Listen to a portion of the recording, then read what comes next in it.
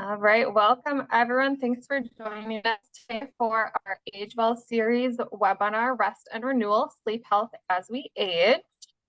My name is Suzanne Morley. I'm a Health Promotion Program Coordinator for the Wisconsin Institute for Healthy Aging, or WIHA as we call it.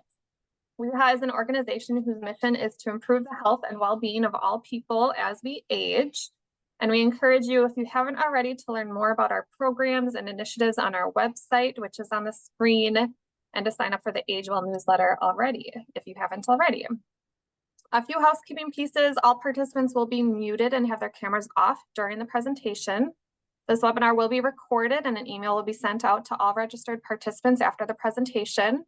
You can use the chat box to submit any questions. We'll have some time for Q&A at the end of the presentation. I'm super excited to welcome Dr. Sophia Benjamin to present today. Dr. Benjamin is Associate Professor in the Department of Psychiatry and Behavioral Neurosciences at McMaster University and the Schlegel Chair for Mental Health and Aging.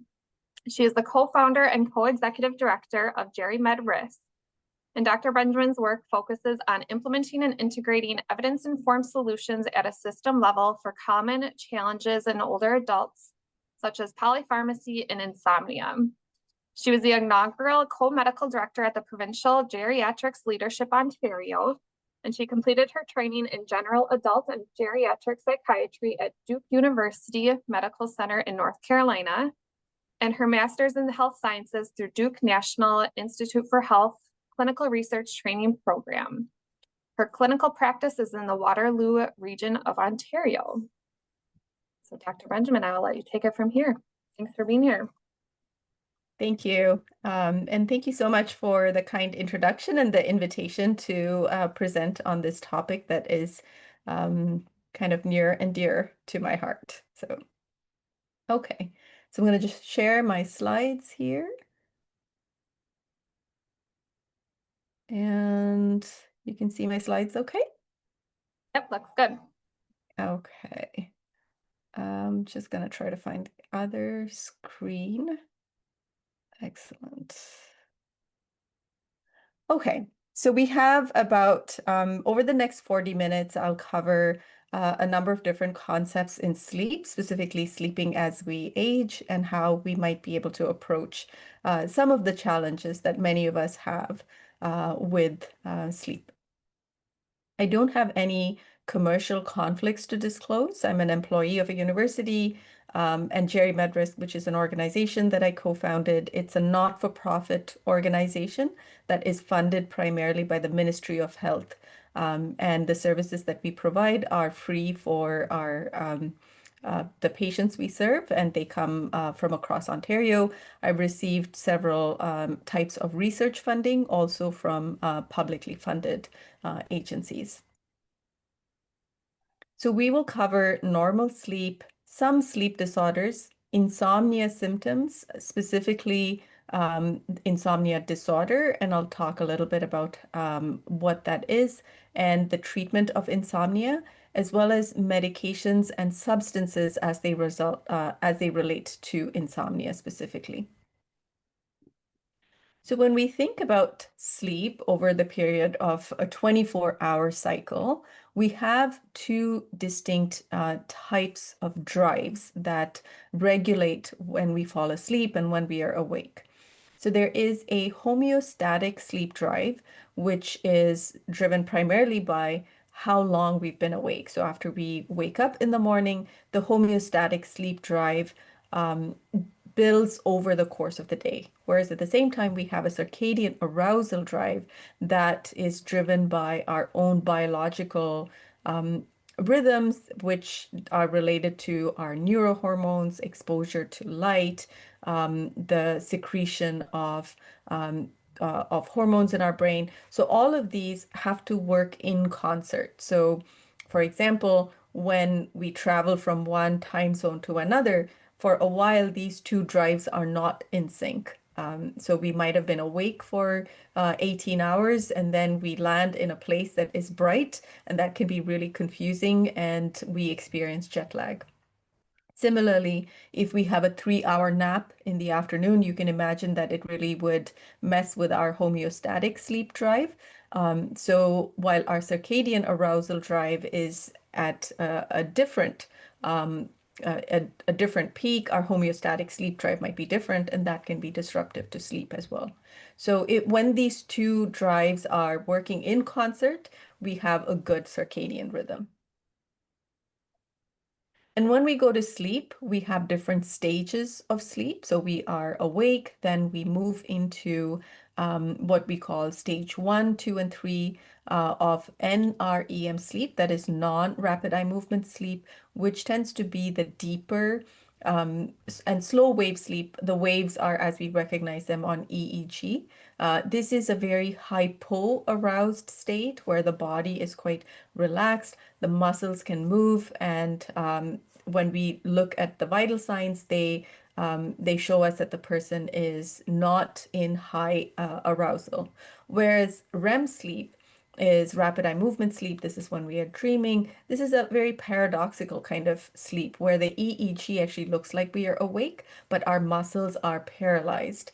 And this occurs later, uh, more often later in the course of the night. So there is a rhythm as well. So we talked about the external circadian rhythm and the homeostatic drive, but this is within each sleep period.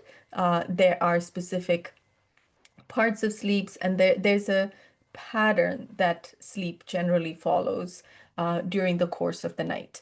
And in fact, different types of sleep disorders manifest at different stages of the sleep. So one example, well, actually, I'll come to that in a couple of slides. So what happens to our sleep as we age? When we see infants, they spend a lot more time sleeping, and they actually have more slow wave sleep, more REM sleep, and as they develop, it kind of stabilizes at a certain point. So they need a smaller amount of sleep, or as young adults, our sleep time decreases. But the need for sleep remains fairly constant for the rest of our lives. But what we do find is that the amount of slow wave sleep does decrease over time as we age, and the amount of time that we spend awake in bed increases over time. So this WASO that you see in this graph, that's called awake after sleep onset, that increases, and often that's because of fragmentation of sleep as we age, and we also have a harder time going back to sleep. So when a patient comes to me and say they have difficulty sleeping, um, I immediately don't assume that it's insomnia disorder, though it could be one possible explanation. Many times it could be a breathing related sleep disorder like sleep apnea. It could be a movement related sleep disorder like restless leg syndrome. There's REM sleep disorder. It could be due to a substance like alcohol, and many other explanations. So part of this is part of my assessment would be trying to understand what is causing the sleep disturbance. So there are some important sleep disorders that we're not going to cover in detail in this talk, but one of them is restless leg syndrome, which is the urge to move your legs, which is worse at night. It's often relieved with activity like walking or just bouncing the leg, and it's worse in the evening and at night. And this would require a different type of workup and treatment. Now, rapid eye movement sleep disorder is when, remember we talked about REM, and that's when if the muscles are not paralyzed during that phase, and often that's because of neurodegeneration of some parts of the brain that need to function so that our body is paralyzed at that point. The person can actually vocalize or have behaviors during sleep. So this can appear like they're acting out their dreams. And sometimes the bed partner might say, I can't really sleep in the same bed because I'm getting kicked or hit. So that's a REM sleep behavior disorder. And sometimes it can be the precursor, and not sometimes, almost always, it's a precursor of disease like Parkinson's disease or Lewy body dementia, though when that develops can be years to decades from when this sleep disorder occurs. And then there can also be substance or medication-induced sleep disorder. Many of the prescription medications that we take can affect sleep. And so this would be a situation where the medication is actually causing a sleep disturbance. So these are all things to look for before we determine if the person's sleep is primarily due to insomnia. Now, there's also sleep apnea, which is can be very common. And I won't go into this in detail, except to say that there is a very good questionnaire that's called the Stop Bang questionnaire. That's a self-report questionnaire that it's a screener that the person can do that can tell them that they are at an increased likelihood of having sleep apnea, but ultimately they'll have to have a polysomnogram or a sleep test to determine if they are suffering from sleep apnea.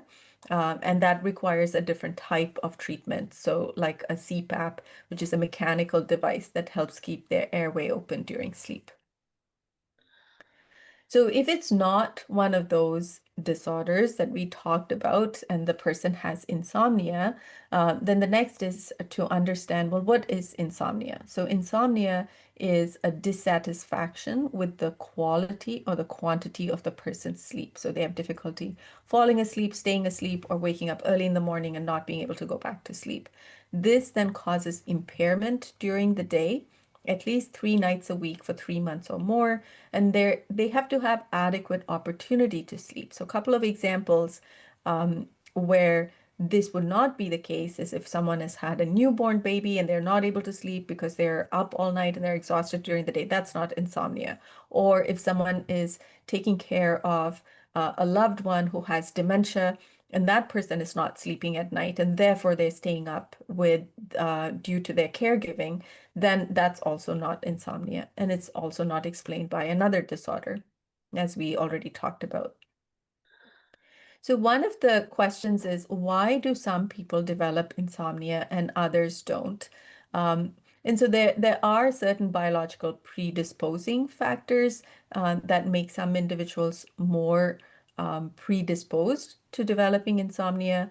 But the Spillman model that has been around for several decades is still the accepted model for understanding how this disorder develops. And one example that I often give is if we imagine two older adults who are getting admitted to a hospital, they're both going to undergo the exact same elective surgical procedure, and same ward, same everything, except that they react to this differently. So imagine the first person who is getting admitted, they're not very anxious about it. They've already talked to their doctor. They know what's going to happen. They get admitted. The hospital is a noisy and loud place at night. There's also a lot of light. It is not an easy environment to sleep in. So they have fairly disturbed sleep. They get woken up early in the morning because someone comes to draw blood. They undergo the procedure. They go home. They are tired because they didn't sleep well the night before. And they're also in quite a bit of pain. And they don't sleep well the second night. And the third day, they are recovering a little better. Their pain is better and they just return to their regular sleep schedule. And they're not really focused on sleep as much because they're tired after 2 nights of not sleeping, but they don't make too much of it. Now, imagine the other person who is getting admitted. They are a little more anxious. They are a little more preoccupied about whether they are going to sleep or not. So they are going through the same surgical procedure. They're admitted. Of course, they don't sleep because it's loud and noisy and brightly lit. And they also get woken up early in the morning. They have the procedure, they come home. What's different is that this individual is already worrying about not sleeping. So even before getting admitted to the hospital, they're thinking about, oh, I'm not going to be able to sleep. I know sleep is really important for recovery, and I should try really hard to get some sleep the night before the surgery. And then the next day, they are in pain. They're already tired, and now they're telling themselves, I didn't sleep well last night. This is really bad for my recovery. Now I'm in pain. I'm not going to be able to sleep tonight either. And that's going to be awful. And it's really important that I sleep. And maybe I'll go to bed early to make sure that I get some sleep. But while they're in bed, they're thinking about sleep, but they're not sleeping. And the next night, they're really worried because they didn't sleep 2 nights and they are trying to do all these behaviors to try to make themselves sleep, but end up worrying so much about it and becoming kind of anxious and hypervigilant around this. So you're kind of beginning to get the idea of what's different between these two individuals. And so what drives insomnia over time is actually the thoughts, beliefs, and behaviors that um, that perpetuate this anxiety and arousal around sleep. And when this happens over weeks and months, what happens is that this individual then has something called conditioned arousal.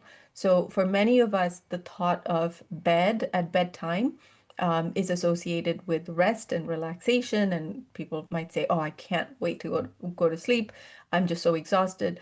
Whereas for people who have chronic insomnia, the bed and that bed environment becomes associated with anxiety and hypervigilance, such that even if they're relaxed during the day, when they think about going to bed, all they can think about is, oh no, this is terrible. I'm not going to be able to sleep.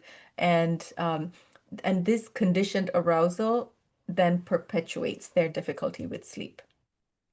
So now that we've kind of gone into the details of why and how insomnia develops, it might become clear that the treatment for insomnia is usually not a medication. Rather, it's a behavioral treatment that helps us unlearn this behavior and almost rewire our brain. And I'll talk about some of the techniques soon. But this is consistent with all of the research that has been done in insomnia. So, based on numerous randomized control trials, we know that cognitive behavioral therapy for insomnia is the gold standard or the criterion standard for the treatment. There are also brief therapies for insomnia and stimulus control, sleep restriction, and relaxation therapy. And I'll talk about each of these.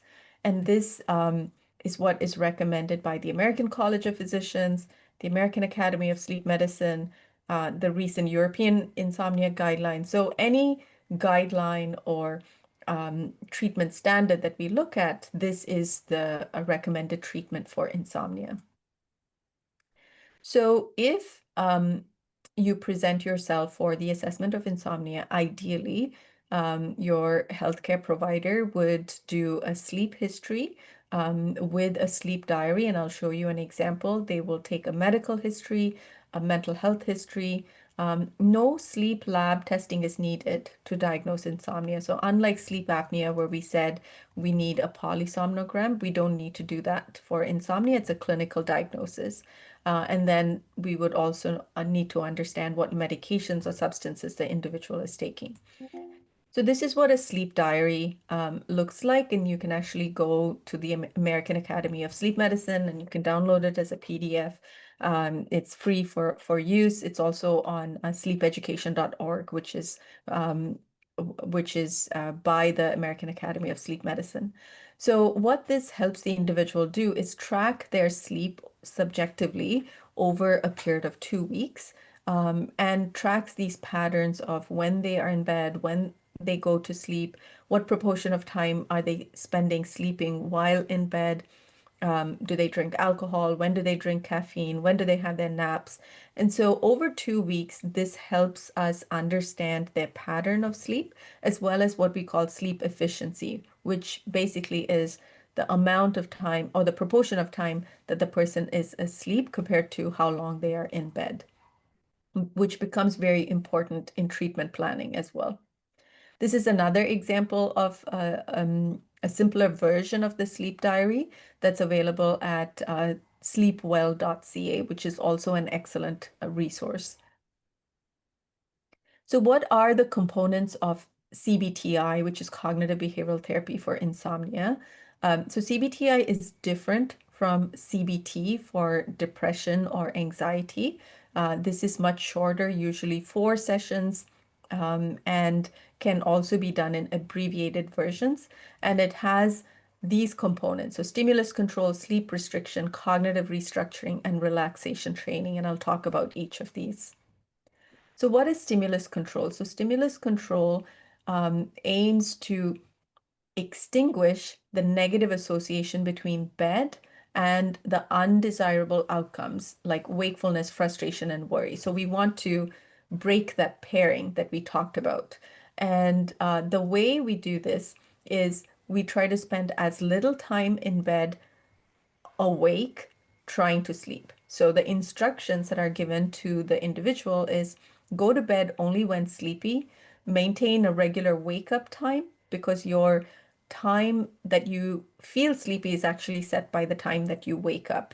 And if you're awake in bed, leave the bed after approximately 20 minutes. You don't need to watch the clock.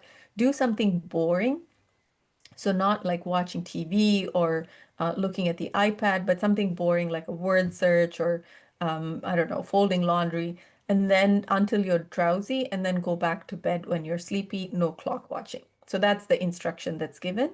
And over time, this decreases the amount of time that the person is spending in bed frustrated that they are not sleeping. We have to do some adaptations for older adults. So stimulus control is also important during the day. So if the individual is spending a lot of time in bed watching TV, in bed not sleeping, but just kind of having a lie-in, that doesn't help because it's creating this pairing in your mind about bed is not equal to sleep. So ideally, your mind should think bed means sleep and not much else. So we say don't do anything in bed other than sleep and or have sex. Everything else, like try to do it out of bed. If the individual has balance issues, then one should exercise some caution around getting in and out of bed or adapt to a different activity that they might be able to do even within bed. Now, sleep restriction can seem very counterintuitive to individuals who are trying to get more sleep, but this is actually a really effective intervention. The problem that we're trying to solve with sleep restriction is the fragmented or broken sleep and spending time in bed awake. And the goal here is to increase sleep efficiency by increasing sleep drive. And so remember, we looked at those circadian rhythm and the homeostatic drive. We're really trying to push that person's homeostatic sleep drive. So we really want them to feel tired. And when they are in bed, they're exhausted and go to sleep. So when the individual maintains the sleep log for a couple of weeks, we can calculate their sleep efficiency. So I think, and then we set it so that the sleep efficiency is around 80 to 85%. So it'll be easier if we follow an example. So imagine that the person has documented that they are sleeping about 5.5 hours at night. But they're saying that they're spending an average of about 9 hours in bed at night. And therefore, you can calculate that the time that they are spending awake in bed is about 3.5 hours. So that's 3.5 hours that they are wiring their brain that they are frustrated that they're not sleeping. So we want to take that out of this equation. So in sleep restriction, the new prescription for time in bed might be 6 hours. And what that does is the person is might be exhausted for the first couple of days, but it really pushes their sleep drive up and it consolidates the sleep into those 6 hours. And over time, we can increase the amount that they spend in bed while keeping a sleep efficiency of 85%. But when we are doing this with older adults, we have to be careful that we don't increase the risk of falls. And if someone is really exhausted, we do something called sleep compression, which is rather than going all the way from 9 hours to 6 hours, we might go from 9 to 8.5 to 8 to 7.5 to 7. And so it's so decreasing the time from the other end until we reach a sleep efficiency of 80 to 85%. And for a few individuals, they might need a short nap in the afternoon so that they can get through the evening. So many of my patients ask about naps, that they are used to having naps. When do I nap? How long do I nap? Ideally, you want to nap before 3 p.m., so earlier in the day, and make it a strategic nap. Don't have multiple unplanned naps during the day. If you really need to nap sometime, even it could be in mid-morning even, but make it short, about 20 minutes or less, and keep an alarm and wake up so that you don't spend 2 to 3 hours napping, because that could really impact your nighttime routine. Another important component of CBTI is addressing the thoughts or cognitions that interfere with sleep. So when we talk to individuals who have insomnia, often they have these beliefs that I really have to sleep tonight because I have to be at my best tomorrow. Or here we go again, I'm awake, it's 1 a.m., I'm not going to be able to sleep, and tomorrow's going to be terrible. And some of the cognitive restructuring is challenging those thoughts and developing a sense of resilience to say it's okay if I don't sleep one night, and it's I can get through it, and it's not going to be the worst thing if I have 1 or 2 nights of disturbed sleep. I'm going to get back to my routine. And so what's needed around this is sleep education, and for them to understand the circadian rhythm, the homeostatic drive, but also understanding that some of these worries is actually making their sleep worse. Many of you may have heard of sleep hygiene, which you might see often in the media. And what's important to know is that once the individual has insomnia, sleep hygiene itself does not work for insomnia. It's important and it's helpful for prevention and maintenance, and it can be a component of CBTI, but it doesn't replace CBTI as a treatment. What happens sometimes is a patient might see a healthcare provider and they are given a sleep hygiene pamphlet, and they can equate it with having received a behavioral treatment. So they might say, oh yeah, I've tried everything behavioral and nothing works for me, and the only thing that's going to work is a medication. But I would challenge that, saying, if it is sleep hygiene, then that is not equal to a behavioral treatment for sleep. In fact, sleep hygiene is used as a placebo condition in some CBTI studies. Relaxation training is teaching the body how to relax by doing a body scan, visualization, mindfulness. All of these are better learned during the day and then used at night when the person is in bed. But when you are in bed and really anxious is not the time to learn relaxation training. So what about medications for insomnia? So in Canada, and the numbers in the US might be similar. About 13.2% of older adults use prescription sedatives. And these are classified as, the pure sedative medications. But if we add the off-label medications that people use, like trazodone or mirtazapine, the rates might be even higher.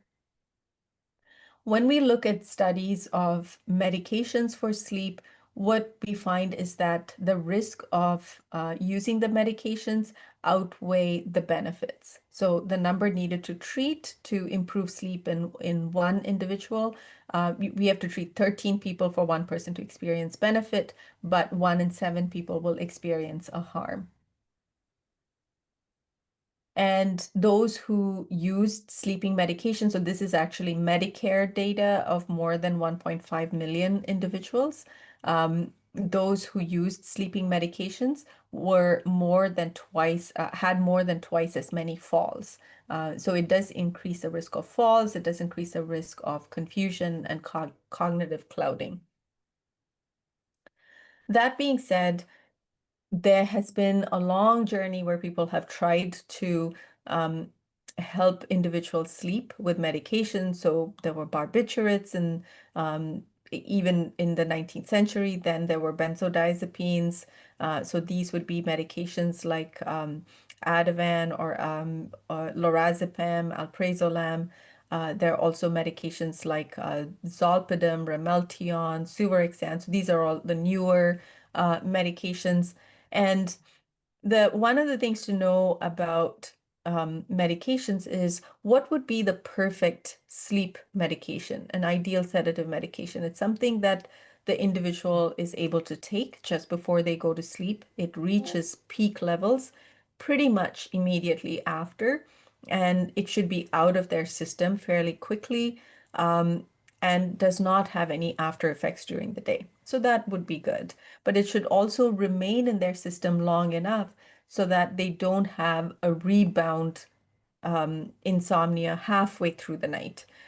So it's actually really hard to make a medication that peaks and then stays all the way up until morning and then rapidly is out of the system.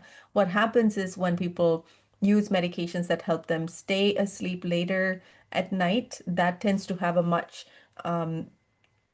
longer time to exit the body, and they might have more sleepiness during the day, sedation, difficulty with balance, and all of those after effects. So there really is not a perfect medication. There are some newer medications that have fewer side effects during the day, but again, they might also be associated with increased cost. So um, when we look at how fast these drugs act and how long they stay in the body, you can see that some of the medications, so diazepam is also known as Valium, can stay in the person's system for more than 100 hours. And as the individual takes more and more doses of it, it can actually build up in the system and cause sedation during the day. Many sedating medications are hidden in other categories of medications. So, trazodone and mirtazapine are both antidepressants. Quetiapine, olanzapine, risperidone, these are all antipsychotics. And often these medications get used as off-label medications for sleep, and they come with a host of other side effects as well.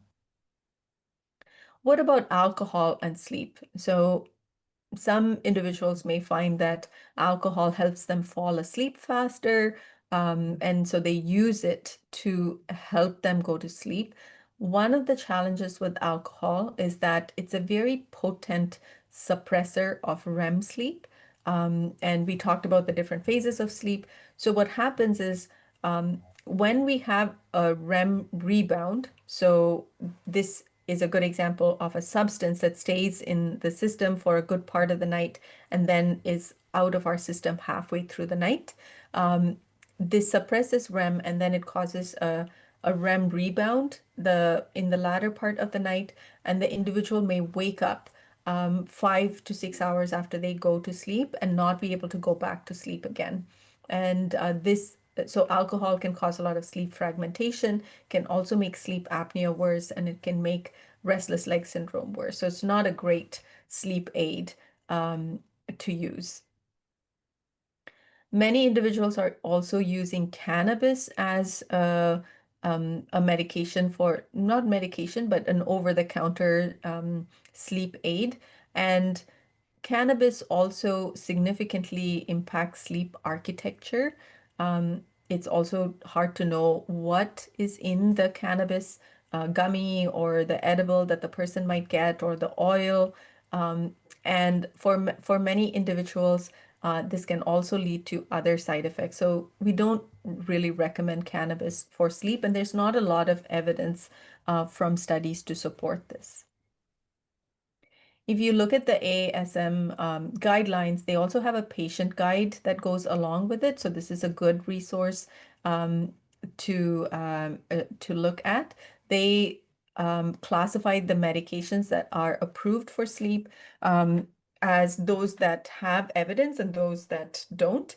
And they also tell you which ones are more commonly used for sleep onset insomnia. So this is difficulty falling asleep, and those that are used for sleep maintenance insomnia. So this is freely available to everyone.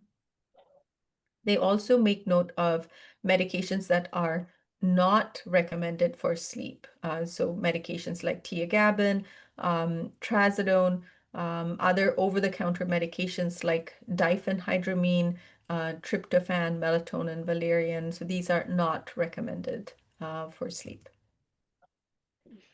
I recently, so I've had the pleasure of co-chairing the health quality standard for insomnia in Ontario, and we're not so different as a system. We also don't have CBTI covered by the government, even though other parts of healthcare are covered.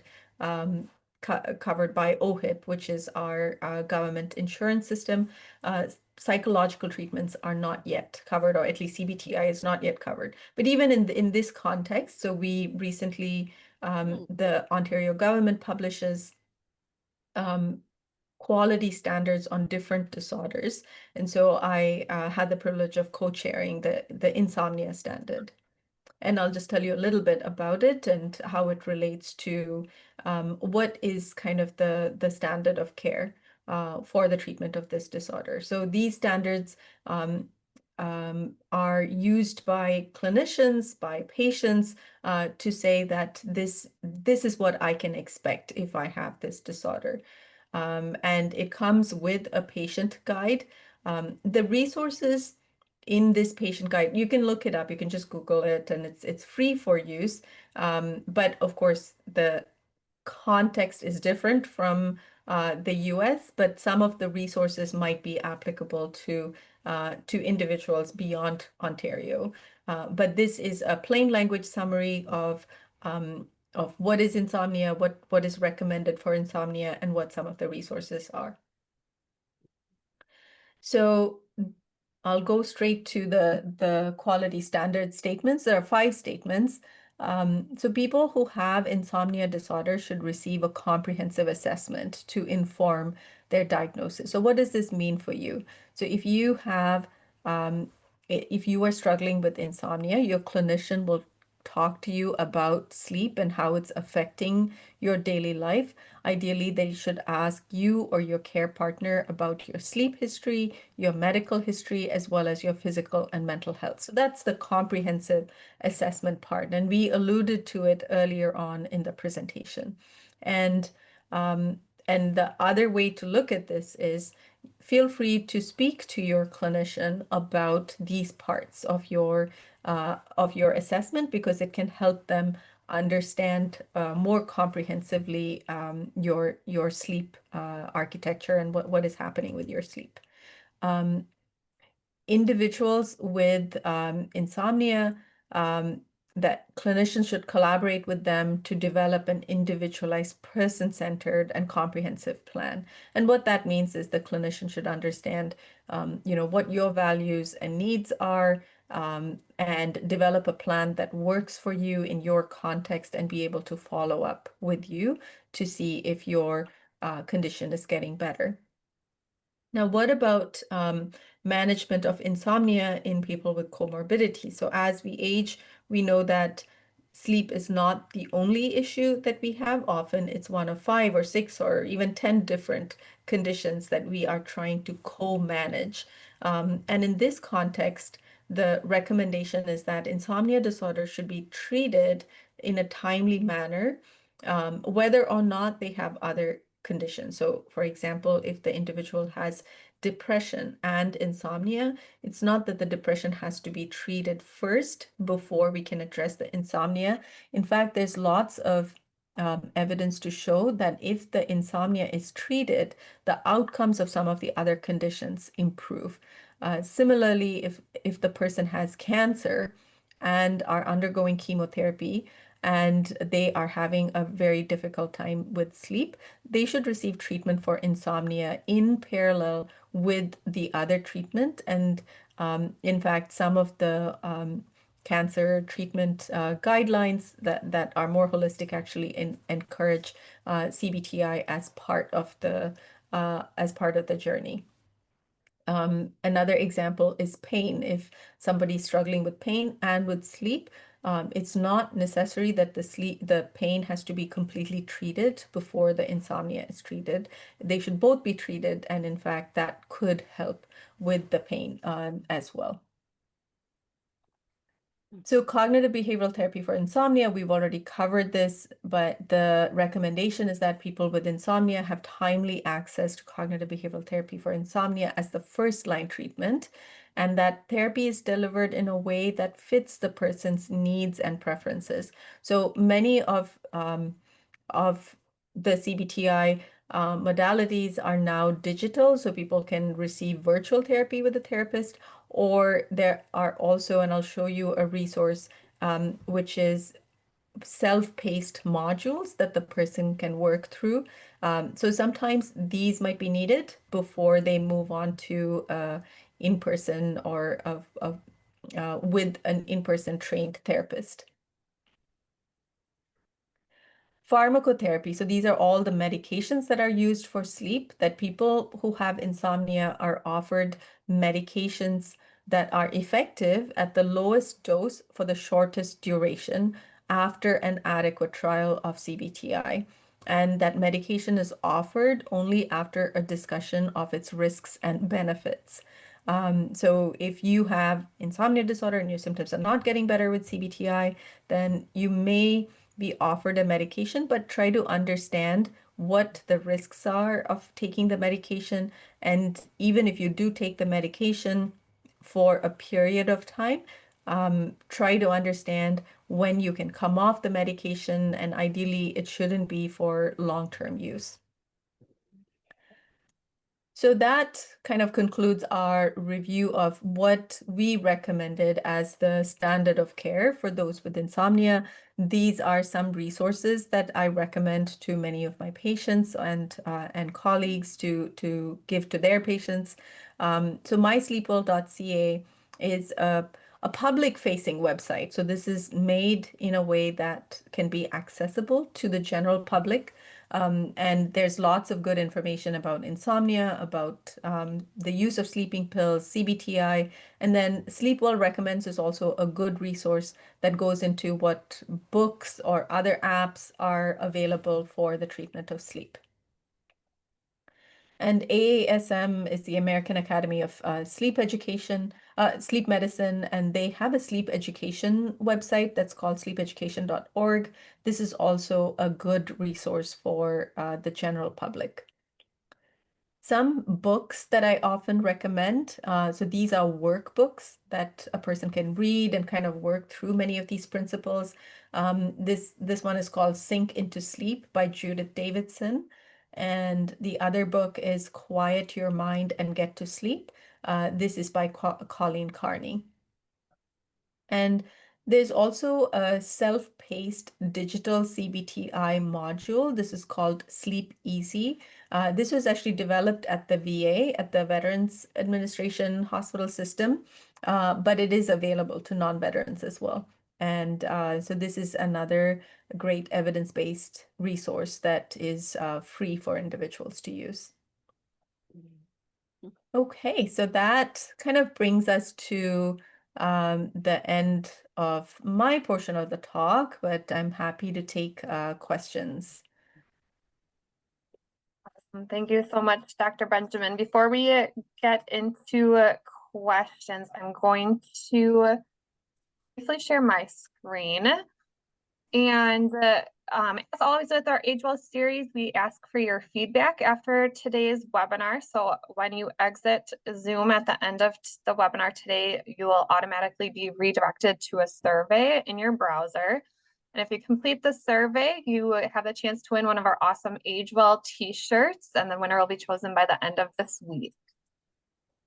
Next up for our Age Well series, we have another presentation scheduled on July 15th with our very own Nev Rummery. She's our intern for the summer, and we'll be talking about aging in place. So stay tuned for that and how to register following this webinar as well. So with that, I will turn it to Q&A, and you can feel free to come off of mute and ask a question or put up any questions in the chat.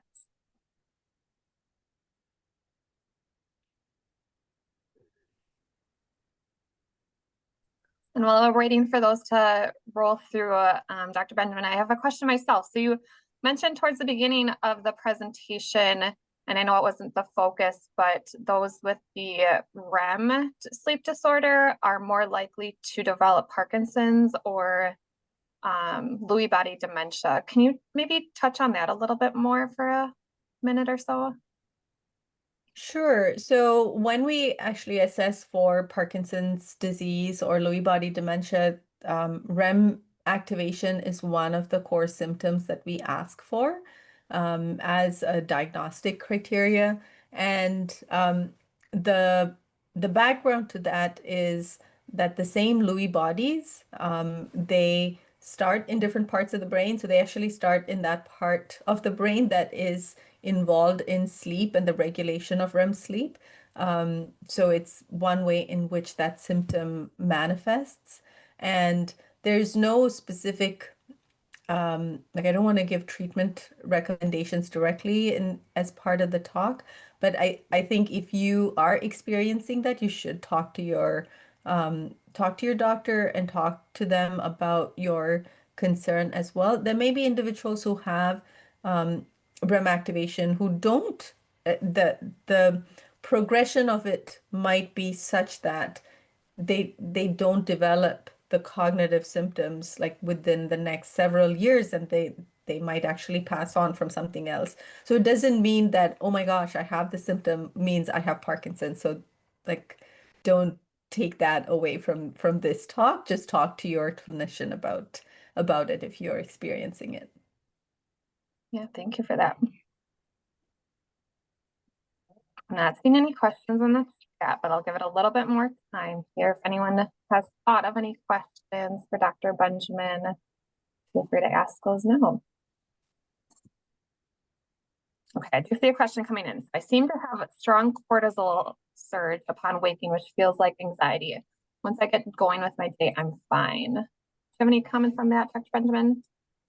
Yeah, so I mean, cortisol does peak early in the day, and it is a way of getting us up and going. And it sounds like you already have a way of coping with it, which is basically carrying on with your day, and then you feel better. So I think it's great that you have a way of adapting to this.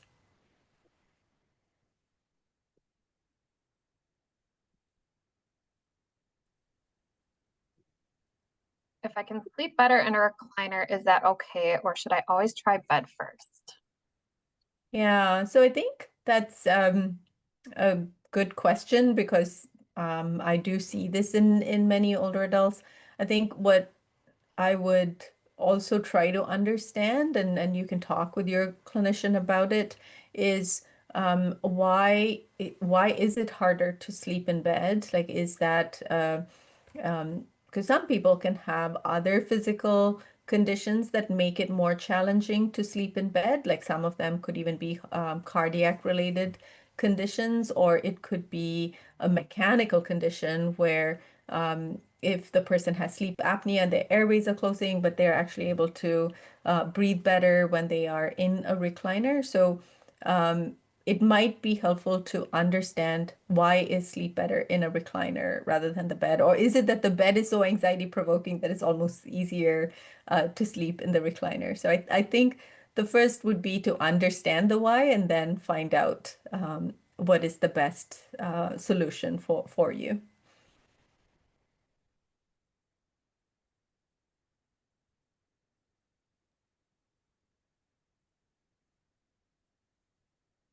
Well, I'm not seeing any more questions coming in, but thank you, Dr. Benjamin, for sharing all the great information, something that's so important to our health as we age and across the lifespan.